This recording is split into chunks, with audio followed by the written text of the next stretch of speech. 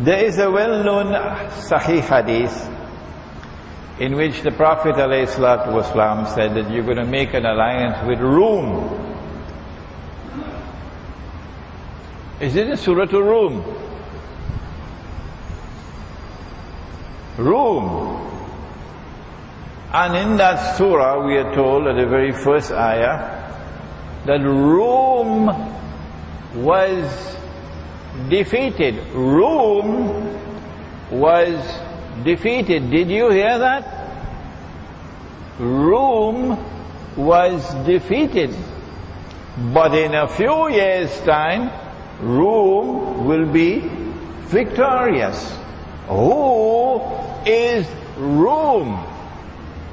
At the time when the Quran was revealed, who was it who was defeated? Was it a city in Italy, you dum-dum?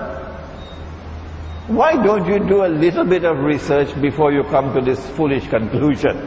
When the Quran says that Rome was defeated, the Quran was not talking about a city in Italy called Rome. No. The Quran was talking about the Byzantine Christian Empire, which had its capital city in Constantinople. Where is Rome today? It's no longer in Constantinople because the Byzantine Empire no longer exists. But the Eastern Christian Orthodox Church and religion still exists.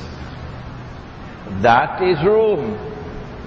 Who it is who now leads that community of Eastern Christian Orthodox believers?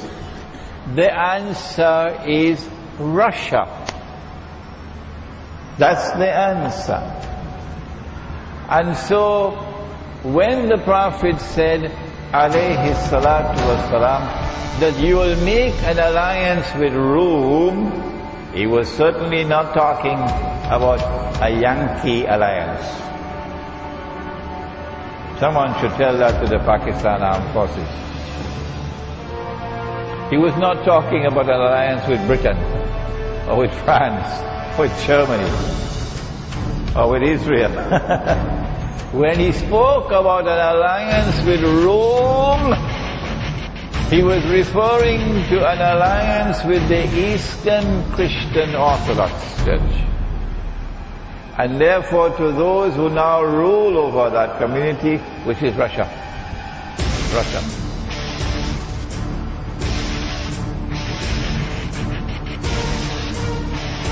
And so a Muslim alliance with Russia is anticipated by the Prophet ﷺ, and it will come.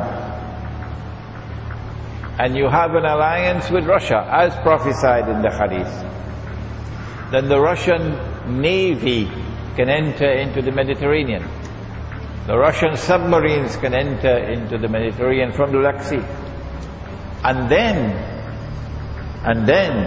the contest with Israel will become a more even-handed contest once you have nuclear-armed submarines in the Mediterranean. According to the Russian journalist I talked to in Damascus, she said that these ships had come from Murmansk. So she said there were 3 or 4 nuclear submarines that were known, and maybe more, and I think also an anti-submarine warfare ship. So this, I think, highly significant, and I think the big thing that's hanging over all this is the tremendous, hysterical, Dr. Goebbels-style Western media blackout that this Russian fleet is there.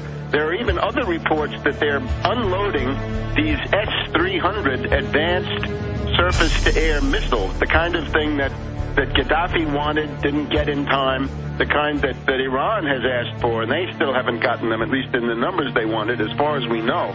Anyway, that these are now being delivered to Syria. So this means that there's a whole new dimension of Russian support for Syria. 2 weeks ago, this past weekend, we also had the visit of the Russian Orthodox Patriarch, Kirill, Cyril. So he's Patriarch Cyril of the Russian Orthodox Church, the top religious authority of the Russian Federation, at least of the Christians, and he came there to Damascus to meet with the Grand Mufti of Damascus, who is a very interesting figure in his own right. I recommend you look him up.